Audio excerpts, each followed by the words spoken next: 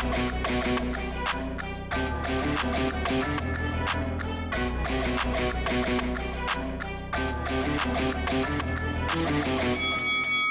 guys, welcome to Boxing Squared for boxing news and views from around the internet, and another edition of Best of the Week. So this will be covering the past week, different news, views and going-ons in the heavyweight division. So we'll start first. This is a more recent story. Frank Warren telling Seconds Out Tyson Fury vs Derek Chisora, which happened in December, sold more than 500,000 pay-per-views. So he was being interviewed by Seconds Out where he disclosed that. And I know a lot of people will be laying into it going, oh, that's a shocking number, Tyson Fury should be doing much bigger and better, but is anyone really surprised? It was a fight no one wanted to see. Actually, you could probably say it was actually more of a success than I think a lot of people would have thought. There had been some talk from Eddie Hearn, a rival promoter, that it had done under 300,000, but Frank Warren says no, 500,000 plus for that fight. And if that's the case, that's not terrible. It's not great, but it's certainly not terrible. And Tyson Fury facing a guy he'd already beat up twice for a third time for a fight no one wanted, no one called for, and it still got 500,000 buys in the United Kingdom at, what is it, 25 pounds, 27 pounds, whatever it was. That's not bad. It still wasn't a fight that we wanted, needed, and hopefully we don't get any more of that type for the next one for Tyson Fury, and we'll come to some of that in a moment. Otto Wallin, he is calling out Anthony Joshua, and his promoter Dmitry Salita says, I pick my guy Otto to win by UD. Otto is smart, focused, has a very good chin, and is still very fresh. Well, he would have to still be fresh because he hasn't been fighting. Really hasn't been up to much since losing to Tyson Fury. You've got that fight against Dominic Breazeale a few years ago, Kamil Sokolowski last year, where that was an introduction to the UK market, and he just looked disinterested. Really has not been doing much of late. And it's kind of, sort of seems to be, and I talked about this on Patreon recently, Dmitry Salita has a stable of effectively B-side fighters for hire. Just sort of how it is at the moment. And they sit, they wait, they watch, they demand fights, and eventually, after a huge period of nothingness, something can happen. And I guess after Jermaine Franklin had been waiting for a few years and it finally came through, maybe Otto Wallin is hoping that 2023 will bring the same. Salita, in a Boxing Scene article, or this is as re-reported, originally told to Vegas Insider, both Otto and Joshua want to fight Tyson Fury. Otto gave Tyson the hardest fight of his career, landing more punches against him than Klitschko and Wilder won put together. Joshua wants to warrant a fight with Tyson after losing to Usyk. I believe that Otto vs Joshua is the perfect fight for both. Eddie is attaching Joshua to a lot of big names. We'll see how serious Joshua is based on the opponent he selects next. I guess Hearn is attaching Joshua's name to a lot of big names because Joshua is a big name, unlike Otto Wallin. Joshua has scaled the mountaintop, not just once, but twice, and he's also beaten some decent names along the way. Really, Otto Wallin at the moment is sort of yelling into the wind with a reasonably thin resume overall. So if it happens, I think that Anthony Joshua beats Otto Wallin. I think Otto Wallin's got a huge amount of credit in a losing effort to Tyson Fury that has really built his profile to a huge degree, and he's got a lot of mileage out of it, and his promoter and also Wallin himself are still living off a loss from 3 years ago. It's time to move on and not just talk about fighting just the top names, but fighting fights that put you in the conversation to fight the top names. Meanwhile, Evander Holyfield believes that Anthony Joshua needs to throw more punches, use his size in fights. So we'll get down to the comments here. Joshua is a good fighter, but if you don't throw enough punches, you don't use your size to your advantage. He's a big guy. He's got to use the jab. Everybody knew Stevenson had a great jab, and that's pretty much what he is throwing. And he's talking about Adonis Stevenson. Every time he catches you asleep with the jab, you get hit with the right hand, and you are out of there. Anthony Joshua can pretty much do the same thing. He is big and large and a good fighter. He can actually box, but he has to be a bit more aggressive. Sometimes he gets with a guy, he won't overbear him, he won't push you down, but they are trying to push him down. You have to play the game outright to not let somebody out-hustle you. I guess that's all well and good saying these things. I mean, Joshua himself, after the first fight to Alexander Usyk, where he tried to box with Usyk, it was a very clean fight, not many clinches, not much sort of use of Joshua's sort of height and reach in the terms of pressuring his opponent and leaning on him and using the weight advantage, all that sort of stuff. But Joshua came out and vowed that he would basically throw the boxing, the sweet science out the window and go back to being aggressive and trying to really just put the hurt on Usyk. And he never did it. There was actually a video of him on IFL TV where after that first loss to Usyk, he said all these things, and it was a proclamation about what he's going to do. A lot of, rhetoric and a lot of different things that he said that didn't pan out. And they took that video off public and turned it to private, probably at the request of Joshua's camp, because ultimately, when they got closer to fighting the rematch, they decided they weren't going to do everything that Joshua said, and he didn't. It ended up being a slightly more polished version of what he did in the first fight, but he still got beaten. I think after the Andy Ruiz Jr. loss, the first time around, he clocked and dropped several times. He's been different. He doesn't want to get hit. He doesn't want to sort of use too much aggression because it ultimately could be used against him, either by counterpunching or exposing him to shots that he doesn't want to take. He wants to play the percentages if he can. But obviously, as we saw against a master boxer in Alexander Usyk, it's not going to work. I know what Holyfield is saying, but it's just not something I see Anthony Joshua really implementing going forward. We've already seen that in the rematch with Usyk. He could have done something different. He chose not to. They just had a slightly better game plan, but it was still basically the same game plan as the first fight. Meanwhile, the American heavyweight contender Michael Hunter has signed on with Egis Klimas, and this one's quite interesting because, as you can see here, this is a tweet that's been put into a story on Boxing Social from Michael Hunter. I did screenshot it in time because Michael Hunter, days after he put this up, deleted the tweet. And it says, just signed with Egis Klimas as my advisor, feeling stronger already. And then days later, and here we are, because someone had commented on the tweet, and Michael Hunter had retweeted that comment, the original tweet from Michael Hunter, saying he'd signed with Egis Klimas, or signed on for him as an advisor, gone. For what reason, unclear. But in terms of Michael Hunter, if in fact this Egis Klimas thing is actually happening, because maybe he jumped the gun. Maybe Klimas hasn't done all the paperwork on his side.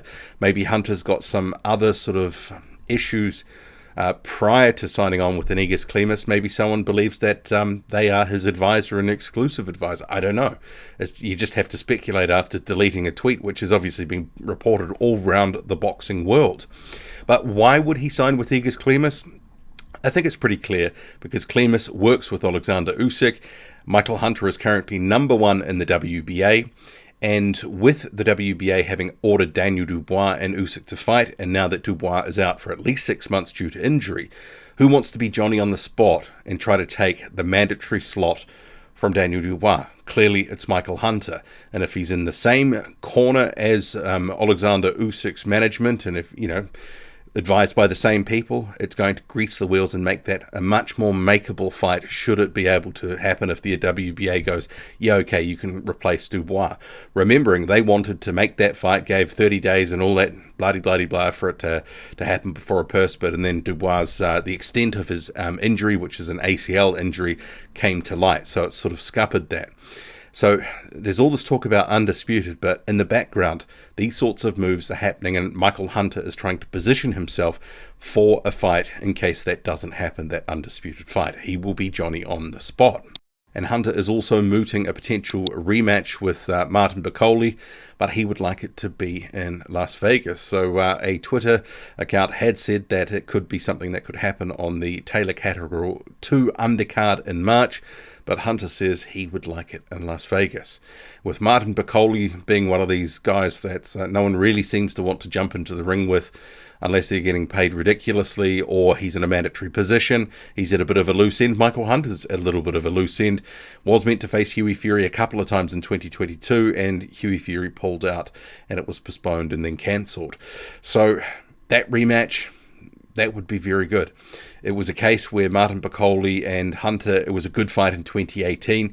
That was the fight that really propelled Michael Hunter from, fresh heavyweight after stepping up from cruiserweight, established himself as a threat in the division, upsetting Bakole, who injured himself later in the fight and ultimately got stopped late on. I'd like to see it, certainly would. Moving on, and I've put the Undisputed a little bit lower in the list because it's Undisputed, the talk of this, for 5 years. I'm a little bit over it. I don't want to, probably to my detriment and getting fewer views, I don't want to do individual videos. I don't want to always feature it highly because who knows if it's actually going to happen. We've been here before. In this update, Tyson Fury versus Alexander Usyk is now at contract stages of negotiations, targeted for early March, Frank Warren has revealed. I'm quite confident we can get it on, but it's got to be signed. We're moving in the right direction. We've got a contract being issued. And with Undisputed back in 2018, Deontay Wilder and Anthony Joshua, they got this far. So we've been here, done that, got the postcard on that before we thought that was going to happen then. It didn't. So I'm just tempering my expectations, I would say. But Tyson Fury has actually made an admission that Usyk is going to be a challenge, but he says, I don't think he's going to be big enough and strong enough to stand up to the punches. It's a challenge, but he'll be running away all night. I will hunt him down, and when I get a hold of him, he'll be crushed. Frank Warren, meanwhile, defending the choice of the Middle East should the fight happen. So making some comments saying Qatar just had the World Cup. A lot of people were pissed off that football was there, but it was there because they pulled up all the money to make it happen. The Olympics have gone to Moscow. They've gone all over to places that have paid money, though. This is our Olympics. This is our World Cup final. Years ago, the big fight, Foreman and Ali went to Zaire. Then they did fights in Philippines, Jamaica. So that's where the money was, and that's where we're at. Nothing changes, exactly the same. Even if you're a footballer, you go where you can earn the most money. They have short careers, boxers. It's more dangerous than any other sport. Fights like this come along once in a generation, 4 belts on the line. These guys are going to want to get top dollar, so we got to go where the best offer is, and that's where it's going to wind up in terms of the Middle East. So, yeah, I mean, it is what it is. I mean, I'm not in the UK or the Ukraine, so I'm on the other side of the world, so I don't really care where it is, just that it happens. But I know some people do believe it should be either in one of the countries that the fighters are from, or even in the United States, which obviously is one of the homes at the forefront of boxing. But for me, I'm just like, let's just have the fight. And until they're basically doing the ring walks, I mean, it's almost like, is this thing actually going to happen? Moving on, so we have Fainga Orpilu in a confirmed fight with Chris Tvertsky. So the Australian heavyweights will meet on the 25th of March at the Melbourne Pavilion. Orpilu, he's coming off a career-best win against Hemi Ahio. Also had a good fight with Lucas Brown in 2022. And Chris Tvertsky, cruiserweight, sometimes fights at heavyweight. And he beat Paul Gallen not so long ago. So I think given most of the other sort of guys are looking in different directions right now, this fight makes a lot of sense. It's going to be for the Australian heavyweight title, as the promo poster says. So I think this is a good fight. And yeah, I'm glad that they're making this. It seemingly is a reasonably well-matched fight. Talking about upcoming fights, Cassius Chaney, who's working his way back from a loss to George Arias in 2022, he's been confirmed to face Devin Vargas, and this will be on the 21st of January at the Northern Centre, Houghton Lake. Also on that card is going to be Giuseppe Cusimano, better known as Joe Cusimano. So that's actually not a bad card, but it would have been better if it was Chaney versus Cusimano. I think Cheney, he may realize after watching the tape back of that George Arias fight that he kind of let it slip away. He didn't work hard enough, didn't throw enough punches. So he's going to have to be cognizant of that, even in this fight against Devin Vargas, who's, what is it, almost 40 now. He is a bit washed, but he's a guy with some talent, some pedigree, was an Olympian. He can box, he can fight, but ultimately, if Cassius Chaney is going anywhere, he's going to have to go in there and win, and preferably with a knockout. But we shall see. A win is the first target. And you have Kusumanu. He's going to be facing Istvan Bernath. So it is what it is. He's got a 10-1 record, the Hungarian Hammer as he's called. But that feels like a pretty padded record to me. I had a quick look on BoxRec, and yeah, not liking what I've seen. Talking of someone who's been around the traps, Parvo Sour is retiring. So he just had a fight against, I believe it was Michael Reisinger. This was in the Czech Republic. He won that one and then announced his retirement. He says, I really appreciate all the messages that you send me. I really plan to hang up the gloves on a nail. As they say never, but 25 years in the ring was enough. And then he goes on to thank his manager and other bits and pieces. So Parvo Sour, he's been around the scene. He's been knocked out, by a lot of guys in recent years.